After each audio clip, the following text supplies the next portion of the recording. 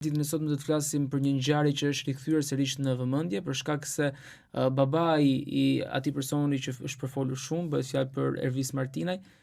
ka qenë në dyert e Spakut duke kërkuar vazhdimisht informacione për të birin e tij që prej vitesh tashmë nuk ka asnjë lloj gjurmë për të folur mbi këto dinamika. Kemi ftuar avokatin e njohur zotin Elban Duraj. Zoti Duraj, faleminderit shumë që jeni me ne. Faleminderit shumë për ftesën. Një ditë e famshme që ju vendosën drejtorit të ASK-it të policisë së shtetit për të gjetur dhe të zbardhur këtë ngjarje, nuk mjaftuan. Tashmë duket se është babai i Ervis Martinit ai që po tenton të gjejë diçka të vërtet për djalin e tij dhe të zbulojë atë se çfarë ndodhi. Ja ka dalë, si mendoni? Është një periudhë shumë e vështirë për familjen Martinaj. Ne kemi parë gjatë kësaj kohe që familjarët së pari e kanë përjetuar shumë humbjen apo zhdukjen e birit tyre, të familjes, të afërmit, shokët, miqt, por natyrisht edhe institucionet shtetërore, institucionet legislatuese duke filluar nga prokuroria e posaçme. Së pari, prokuroria e cila ka qenë prokuroria pranë gjykatës së shkallës parë Kurbin, dhe tashmë e merr prokuroria pranë jurisdiksionit përgjithshëm Lezhë, pra gjykatës së shkallës parë jurisdiksionit përgjithshëm Lezhë, e cila është kompetente për sa i përket kërkesës që ka bërë familja Martini lidhur me zhdukjen apo humbjen e tij. Pra jemi me një kërkesë civile në mënyrë që të shpallet i zhdukur zoti Martini apo Ervis Martinaj,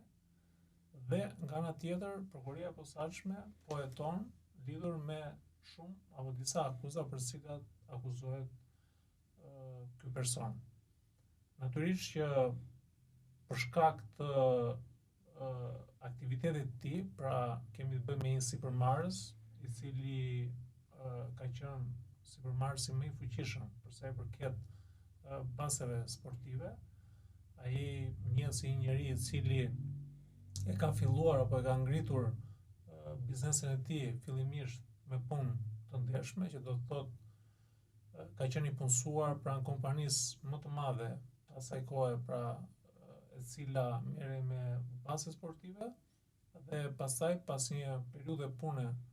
relativisht 4 apo 5 vjeçare në këtë kompani, pra duke u rritur, duke u bërë menaxher i madh i kësaj kompanie, aty arriti të kuptojë se si funksiononte kjo punë, se si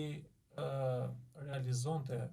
marrëdhëniet, pra marrëdhëniet me bashkëpunëtorët, marrëdhëniet me agjendët e tij, marrëdhënie se si duhet i mbante edhe me shtetin, pra kuptoi shumë nga puna që bëri në këtë kompani, dhe u vendosi që të krijonte biznesin e tij. Do të kuptojmë që zoti Martini apo Martinaj vjen nga një familje e cila ishte marrë me sipërmarrje. Pra prindërit e tij apo familja e tij ishte marrë me tregti, pra duke marrë në fushën e këmbimit valutor, babai i vet, në fushën e restoranteve, në fushën e tregtisë, pra kemi të bëjmë me një shtetas i cili nuk vinte nga askushi, madje ai ka studiuar për një periudhë gati 3 vjeçare në Itali, pra ka qenë në Itali student për financë, dhe pas një periudhe 3 vjeçare në shtetin italian ai u kthye në Shqipëri, pra nuk e përfundoi dot shkollën. Aty në Itali mendohet që të ketë punuar, pra krahas studimeve universitare, si shumë studentë të tjerë të cilët kanë studiuar në Itali, i është dashur që të punonte në mënyrë që të siguronte të ardhurat e tij financiare lidhur me mbarvajtjen në shkollë. Pra,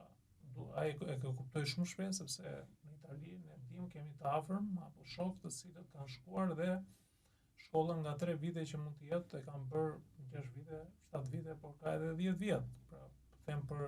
nivelin bachelor, që është 3 vjeçar, ndërkohë që shtetasi Ervis Martini e ka përfunduar, nuk e përfundoi dot, por e pa që kishte të pamundur për të përfunduar studimet universitare në Republikën e Italisë dhe u rikthye, pra u kthye në Shqipëri, duke filluar punë pra në kompaninë kompani më të madhe të baseve këtu në vend. Do kemi parasysh faktin që në atë periudhë kjo kompani kishte një sukses shumë të madh, pra kemi një liberalizim dhe futjen e baseve sportive, pavarësisht se në aspektin shoqëror kjo përhapje kaq e madhe, kaq masive, ku në çdo pallat ne do kishim 3-4 lokale të cilat ishin përhapur këto base sportive, pra shoqëria jon kaloi në një krizë të madhe,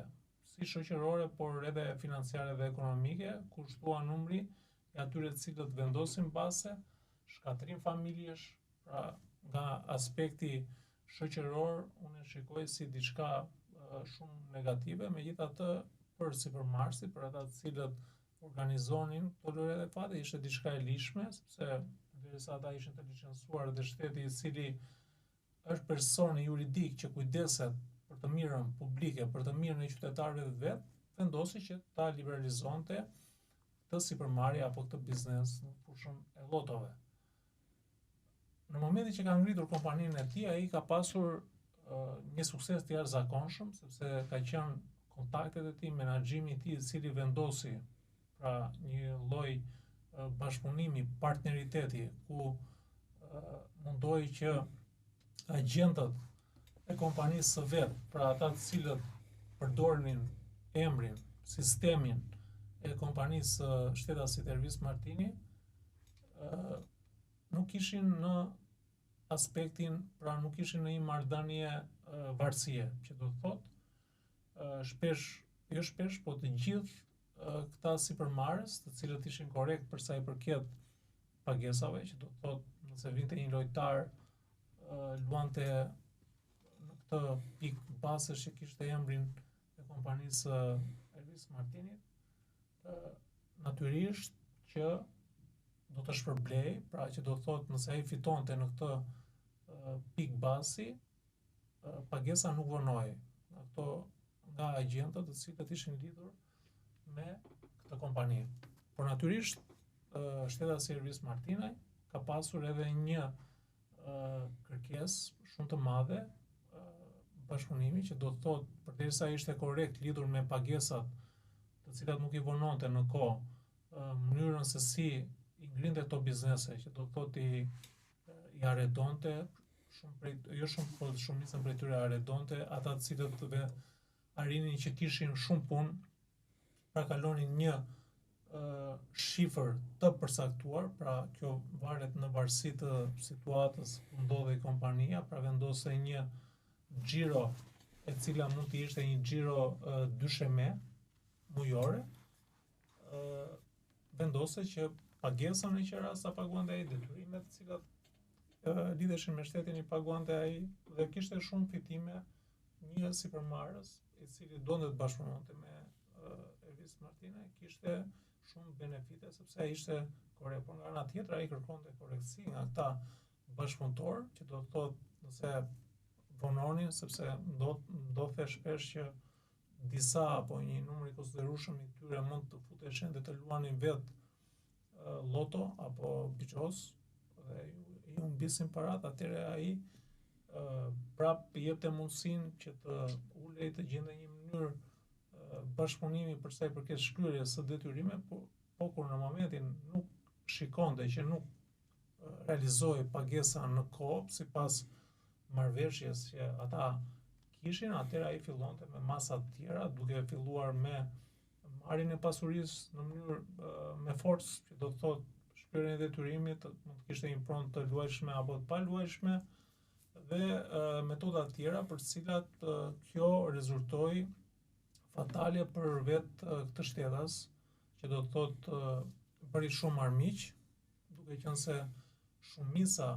e problemeve të cilat vinin për shkak të këtij biznesi, i cili ishte sa formal, por edhe informal, sepse kemi të bëjmë me një kategori qytetarësh, të cilët janë me vesë, pra është një sëmundje, kumari është një sëmundje e njohur botërisht, për cilën këta qytetarë shtetas duhet që të trajtohen, pra të bëjnë terapi psikologjike, por edhe mjekësore, pra është e vërtetuar shkencërisht,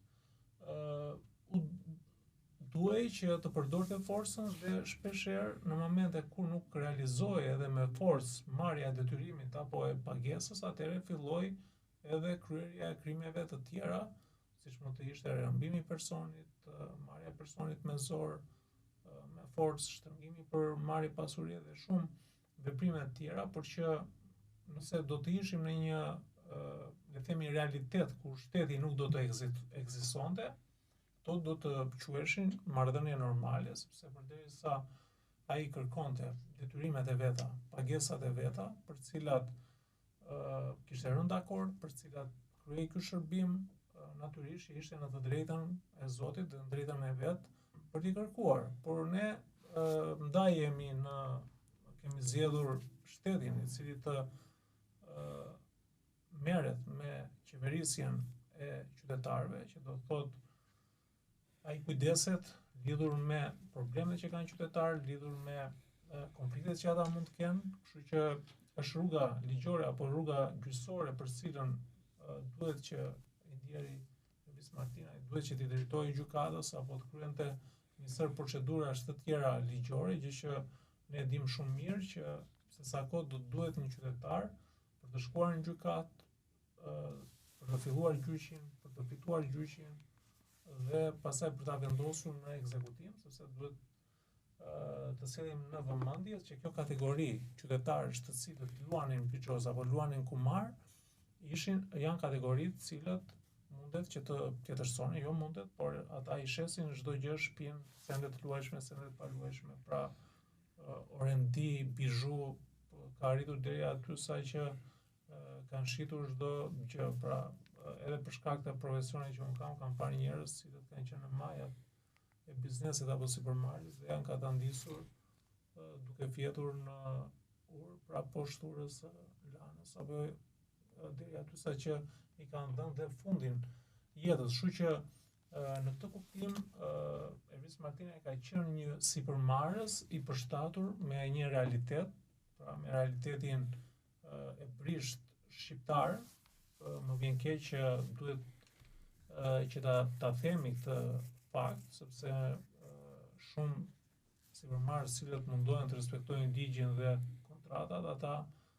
shpeshherë kanë dështuar, pra historiku e ka treguar që kanë dështuar dhe ata të cilët janë suksesshëm janë ata të cilët përdorin edhe kërbaçin për të realizuar sipërmarrjen e tij dhe Elvis Martinaj i kishte këto, pra ngriti një strukturë të tillë me bashkëpunëtorë të aftë, të cilët nuk i kishte në lidhje fisnore, pra kjo ishte karakteristika tjetër, që do të thotë ai vlerësonte çdo bashkëpunëtor pa e patur nga origjina e tij, pa e patur nga vendi i tij, pra mjafton që bashkëpunëtorët e tij të ishin të suksesshëm në punë dhe ai i vlerësonte si për sa i përket aspektit monetar, por ashtu edhe në kompaninë e tij duke i rritur në role drejtuese. Por duhet kuptojmë që ku mori emër zoti Martinaj, pra ka qenë një situatë shumë e vështirë për të kujtojmë vitin 2014, pra një operacion të fuqishëm, i cili quhet operacioni fundi i marrëzisë, ku bllokoi të gjitha lojrat e fatit. Pra qeveria shqiptare vendosi që të bllokonte të gjitha to lojra duke marrë një masë pezullimi pa fat dhe shtetasi Elvis Martinaj kishte bler nga një shtetas tjetër një sërb, se duhet kuptojmë që ai në atë periudhë ka pasur shumë operatorë të tjerë, pra nuk ka qenë vetëm një operator, ka qenë 3-4 operator, dhe një prej operatorëve shtetasi Elvis Martinaj ja bleu me para kesh në dorë, ndërkohë që pas një muaj pasi ishte bërë ky transakcion apo kjo pagesë lidhur me këto kompani, ndodhi pra një vrasje e cila mori jetën një qytetari. Dhe shpeshherë ne kemi shpeshherë po emisionet që janë zhvilluar investigative nuk është zbuluar sot e kësaj dite se kush e ka bërë të krim, por gjitha këto emisione çojnë në konkluzionin që mundet ta mësohet që ka qenë shtetasi Elvis Martinaj i cili ka realizuar të krim në mënyrë në një shenjë hakmarrje lidhur me humbjen e parave të tij. Pra, Qartë. Avokat, për të ndalur tek fati i tij, është shumë mister, babai po përpiqet ta zbërthej facin Ervis Martinajt për herë të fundit me informacionin që ne kemi është parë në zonën e Shijakut, në rrethinat e Shijakut, më pas u fol që janë gjetur gjurmë të tij, një armë pak para se të ndodhte edhe zhdukja në një hotel pranë zonës së Rinasit. Çfarë dihet? Cili është fati i këtij personi? Akoma s'është zbërthyer. atëherë, për shkak të kësaj dinamike shumë të rëndësishme, pra kemi të bëjmë me një person i cili thjesht kërkonte të drejtën e tij, dhe ndaj atyre që nuk kishin korrekt në marrëdhëniet që krijonin me të, pra përderisa ai thoshte që unë kam këto kushte, nëse ju doni të bëni një biznes, të merrni këtë shumë huat, sepse filloi, duhet kuptojmë që përveç biznesit që kishte në fushën e lojrave të fatit, filloi që të zhvillonte edhe biznesin për sa i përket fajdeve, pra duke dhënë para me fajde. Kuptojmë që sipërmarrësit shqiptar kishin probleme shumë të mëdha me likuiditetin, kjo për shkak edhe të një lloj krize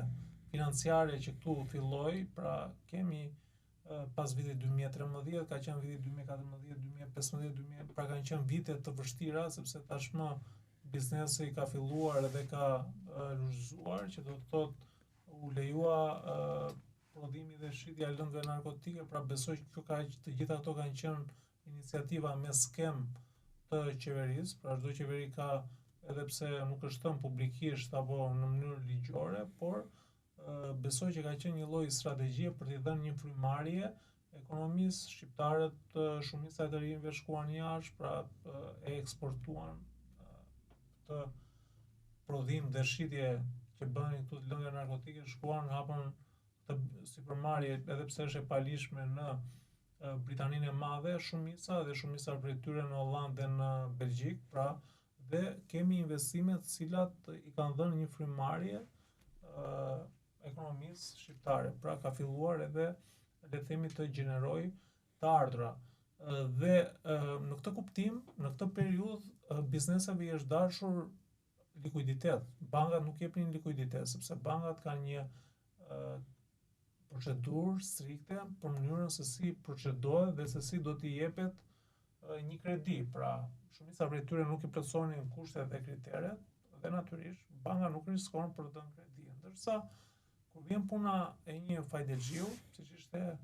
shtetasi Ervis Martinaj, ai pra bindet dakord njëherë verbalisht, pastaj shumë prej tyre i ka bërë edhe me shkrim, përveçse me gojë deklarata notariale, pra janë deklarata të lishme që ti jep të pagesë, pavarësisht se përqindja aty nuk shprehet. Fajdja është e ndaluar me litë, është e dënueshme, por shuma që aty përcaktoi nuk është ajo shumë reale, sepse përcaktoi borxhi duke futur edhe interesat, pra interesat që do të merrte për periudhën, pra nëse do të marrim një periudhë njëvjeçare, jepje 10 milion lekë, ai kërkonte 15 milion lekë. Dhe borxhin e bënte që 15 milion lekë të vjetra e kërkonte pas një viti. Në momentin që kalonte afati, qoftë edhe një ditë, atëherë fillonin problemet e tjera. Pra kërcënimet, ai vendose gjop, fillonte edhe i kërkonte penalitete lidhur me vonesën dhe shumë procedura të tjera jo ligjore, gjë që bëri që të krijonte shumë armiq. Pra, kjo ishte problematika e tij, sepse filloi në botën e tij, pra në botën e njerëzve të cilët ai operonte, filloi që të bëj një njeri i urryer, pra ta të gjithë u bën bashkë, dhe ai nuk kishte mënyrë tjetër. Aleancat ai kishte thjesht aleanca për çështje interesi, që do të thotë ose i paguante financiarisht, ose kundrejt një shpërblimi tjetër palishëm që mund të ishte vrasja e një personi apo kryerja e një veprimi tjetër palishëm, ky ose do t'ja paguante në vlerë monetare, ose do t'ja paguante duke kryer një shërbim tjetër. Dhe këto dolën shumë qartë edhe nga komunikimet e Sky e Encrochat, ku aty u zbulua gjithë mekanizmi se si operonin këto organizata kriminale apo këta individ, cilët ishin futur në botën e krimit. Pra shumë prej tyre bashkëpunonin me kundërshtarët e tjerë, pra luanin me shumë porta. Nëse do ta thjeshtojmë këtë bashkëpunim, dhe shumë prej tyre qëndronin pra korrekt për sa i përket qëndrueshmërisë së tij, dhe duke i humbur këto aleanca, humbi edhe bashkëpunëtorët e tij, besnikët e tij më të ngushtë. Pra kemi vrasjen e shumë bashkëpunëtorëve të tij, të cilët u eliminuar njëri pas tjetrit, dhe Elvis Martina ngeli i vetëm. Pra po shikojmë edhe filmimin e fundit, i cili është filmuar tek pranë qendrës tregtare e Ring, aty do të shikojmë që ai është i vetëm, pra dhe përfundoi i vetëm. Kështu që këto të çojnë në deduksionin që mundet që të jetë rrëmbyer në ose në Trekënçin, Rinas, Durrës apo Shijak, edhe Fushkruj. Pra ky është ai Trekënçi Bermudës, se unë do ta quaj atë të tillë, dhe ai vetë shumë herë e kishte thënë edhe në komunikimet me Sky që nëse të kalojnë në Durrës, atëherë aty të përpin këneta. Pra ishte një lloj metafore, le të themi, apo krahasimi që ai bënte lidhur me rrezikshmërinë që kishte bandat kriminale në territorin e Durrësit për shkak edhe të konflikteve që ai kishte, por edhe aleancave që po bënte ky, pra këto organizata të cilat operonin në këtë territor me një nga rivalët e tij, i cili ka qenë le të themi bashkëpunëtor, pra klani Duka, i cili ka qenë bashkëpunëtor në biznesin e tij, por më pas u prishën për shkak të mosmarrëveshjeve në sipërmarrje, po bënte për eliminimin e shtetasit Elvis Martinaj. Kështu që për gjithë edhe atë çfarë kanë thënë familjarë, pra ata janë të bindur 100% që Elvis Martinaj e kanë vrarë, pra e kanë zhdukur, dhe zhdukja për mënyra se si realizohet, duhet kuptojmë që organizata kriminale në vendin tonë janë zhvilluar shumë. Kjo vjen për shkak edhe të eksperiencës. Pra këto organizata që funksionojnë në vendin tonë, edhe pse kanë qendrën, pra nëse do ta quajmë kështu, e kanë në Shqipëri, shtëpia e tyre është në Shqipëri, ndërkohë që kanë dek, i kanë në vendet e tjera perëndimore, në vende më të zhvilluar siç është Italia, Gjermania, Franca, Gjermania, duke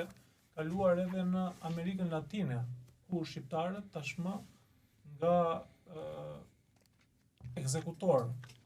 që kanë qenë në një organizatë kriminale, jo ekzekutor vetëm në aspektin e vrasjeve, por ekzekutor për sa i përket shitjes së lëndëve narkotike apo edhe prostitucionit, tashmë ata kanë mësuar në një periudhë shumë të shkurtër, arritën që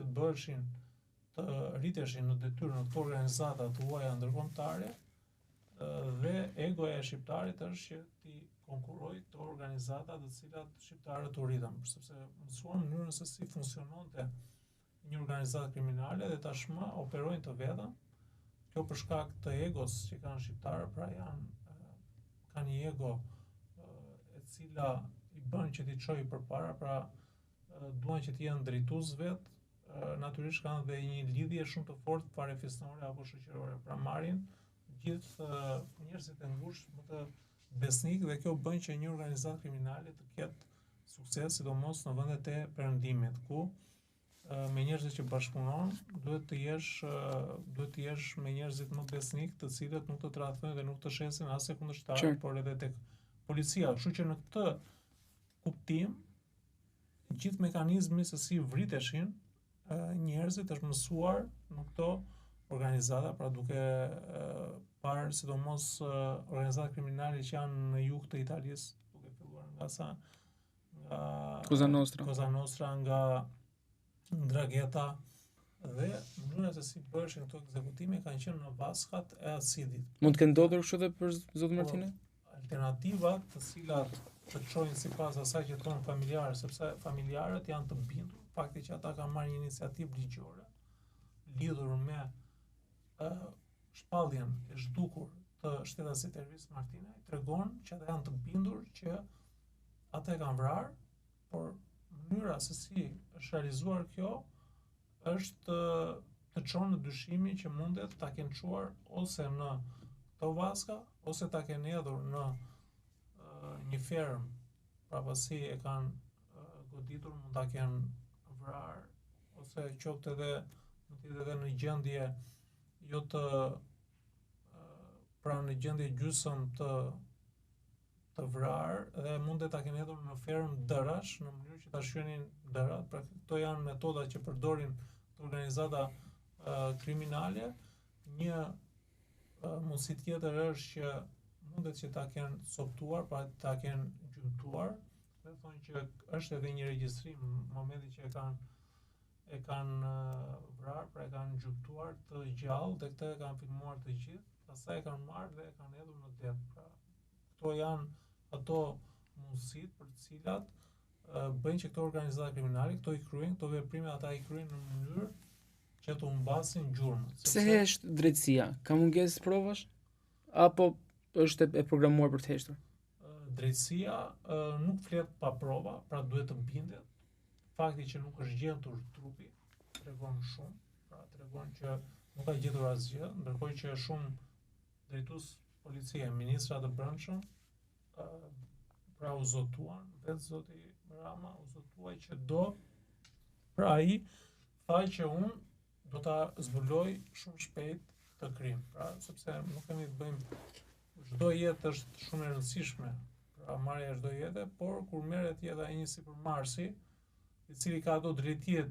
e veta, por në të thelb unë besoj që është një sipërmarrës sipërshtatur me realitetin ton, kjo tregon shumë, që do të thotë kur jeta e një qytetari që ka shumë të ardhura nuk gjendet, pra nuk gjendet as nam dhe as nishan, tregon që jeta e çdo qytetari tjetër, i cili është pra punon me punë të ndershëm, paguhet normalisht për realitetin tonë, ku nuk gjendet. Pra ai ka besoj që familjarët e dinë më shumë se kushdo se ku mund të jetë trupi i shtetasit Ervis Martinaj. Megjithatë në këtë komunikim që ka pasur babai vet në prokurinë e posaçme, ku qëndroi për 3 orë, ai tha që unë kam deklaruar të gjitha dhe kam çuar prova lidhur me fatin e djalit tim. Unë e di kush ma ka vrarë atë. Pra ai i di emrat, cilët janë ata që kanë ekzekutuar, pra që kanë marrë jetën në birit të tyre, dhe besoj që organi akuzës shumë shpejt do të flasi edhe me invendimarrje për të shkak, por do të kuptojmë që familjarët janë ata që përjetojnë shumë humbjen e këtij shtetasi dhe mbi të gjitha presin drejtësi nga këto institucione. Nga ana tjetër shikojmë që organi procedues ka filluar edhe sekuestrimin e pronave, pra është një problem që ne kemi, pra duke marrë shkas edhe nga kjo çështje, kemi shumë çështje për cilat organi akuzës vendos bllokimin apo sekuestrimin e pasurive, ndërkohë që ne kemi një realitet krejt ndryshe, që do të thotë deri në vitin 2006-2007 shqiptarët janë futur në sistemin bankar, ku pagesat e tyre ata i merrnin nëpërmjet bankës, pra asgjë nuk ka qenë e legjitimuar, shumica e bizneseve dhe tregtarëve që kanë nisur punën e tyre kanë nisur të paregjistruar sepse nuk kishin konceptet ekonomisë së tregut, por së dyti, që është shumë e rëndësishme, është që ekonomia nuk premtonte që këta të futeshin në sipërmarrje të lishme, që do thotë të regjistroheshin detatimet, të bashkia, të paguanin detyrimet, dhe ka qenë një situatë kaotike. Aq më tepër që vetë gjyqtarët dhe prokurorët e kuptuan vetë të periudhë që e kishin shumë të vështirë procesin e vettingut për shkak të dokumentacionit që mungonte në këtë periudhë. Dhe shumë prej tyre e humbën këtë proces vetëm për shkak se nuk arritën dot të provonin që ku kishin gjetur një pjesë të ardhrave. Pra shumica e shqiptarëve kanë qenë në emigrim, dhe ky është problemi më i madh që ne kemi. Pra kemi ligjin e quajtur ndryshe ligji antimafia, pra një ligj i cili është miratuar në vitin 2009 Ndërkohë që ne vetëm në vitin 2007 jemi futur në sistemin bankar dhe filloi që të formalizoj ekonomia. Kështu që nuk edhe për të shkak që babai i të ndjerit Elvis Martinaj e pohoi shprehimisht që këto janë të ardhurat, shumica prej tyre, pra 60% e të ardhurave janë bërë nga të ardhurat familjare, sepse ai ka qenë sipërmarrës, ai vinte me 80.000 euro në vitin 99, 98, 2001, pra ka qenë kambist, pra vinte nga fushkuqja ku jetonte në Tiranë gjithmonë ditë për ditë dhe natyrisht që ka qenë një kambist i pa licencuar, siç ende ka në tregun e zi kambist cilët nuk licencohen, sepse nuk i dalin të ardhurat, por qytetarët shqiptarë janë përshtatur për shkak të këtij realiteti. Dhe nëse do të kemi aplikimin e ligjit antimafia për çdo qytetar shqiptar, jam i bindur që këtu 90% e familjeve nuk i justifikojnë as parat e shtëpive që ata kanë blerë, sepse shumica kanë qenë emigrant, një pjesë i kanë ndihmuar të afërmit, pra ne dim lidhjen që kanë shqiptarët me motrat, me vëllezërit, me kushurinë. Kështu që i bie që gjithë kjo ekonomi është informale. Prandaj mendoj që duhet të ripar edhe nga organi akuzës, por edhe nga vetë gjykata, kjo vendimarrje për zhbllokimin e pasurisë, sepse familja Martinaj povuan shumë. Jo, së pari povuan për humbjen e birit tyre dhe shteti nuk po jep zgjidhje dhe përgjigje, por nga ana tjetër po i bllokojnë edhe pasurinë. Pra kjo është diçka theme tepër për njerëz cilët janë në momentet më të vështira ku shteti duhet i gjendet pranë dhe duhet t'i japi zgjidhje. Dhe një pyetje të fundit, avokat, për shkurtimisht pasi jemi në limite. A është vërtet që figura e Elvis Martinajt lidhe me Partinë Demokratike, ka ndihmuar gjatë fushatës së tyre në vitin 2021, sidomos me strukturën për mbrojtjen e votës? Unë besoj që lidhja e familjes Elvis Martinaj ka qenë lidhje e bërë dhe publikisht, kjo për shkak të prejardhjes që ata kanë, pra ata janë natyrë shqiptare, pra origjina është natyrë shqiptare të Malizi dhe zëra kanë që kanë një lidhje farefisnore me zonjën Liri Berisha, që është bashkëshortja e kryetarit Partisë Demokratike, zoti Sali Berisha. Pra këto janë ato çfarë ne kemi mësuar nëpërmjet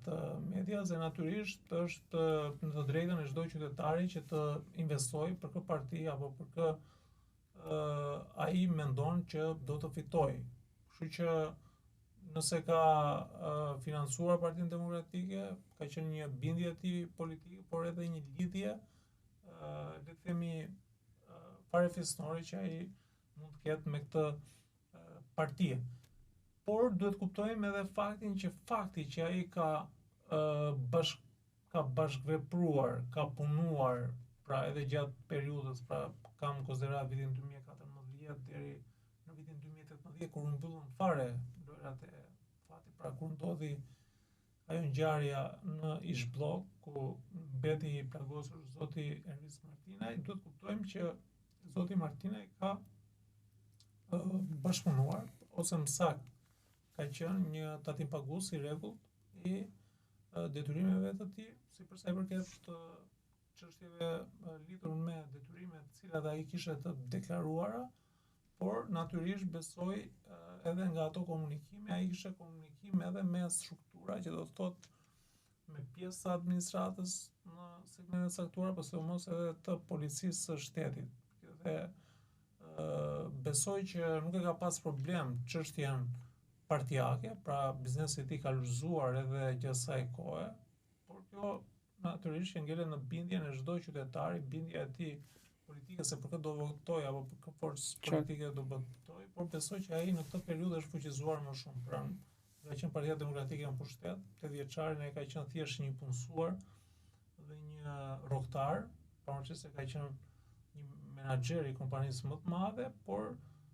ai filloi që të lulëzonte pas vitit 2013. Pra, aty e ka marrë fuqinë dhe kjo tregon që nuk ka pas ndonjë problem politik, pra nuk ka pas ndonjë sulm politik lidhur me këtë,